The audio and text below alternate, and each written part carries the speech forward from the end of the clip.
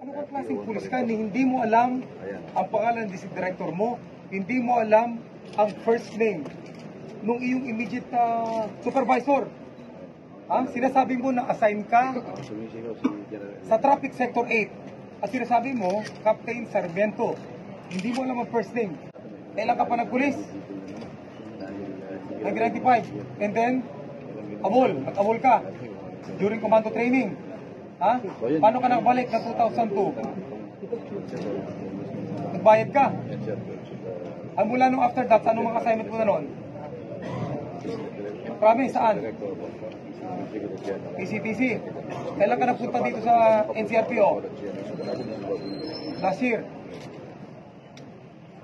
Anong mga assignment mo before dito sa MPD? Kalokan. Bakit ka natanggal doon? O pagkatapos, tapos after that, napunta ka ng MPD. Kaya nga, tapos napunta ka ng MPD. Tapos sa MPD, saan ka napuntang unit na? Station 4. Suspension. Kita mo talaga mga ano.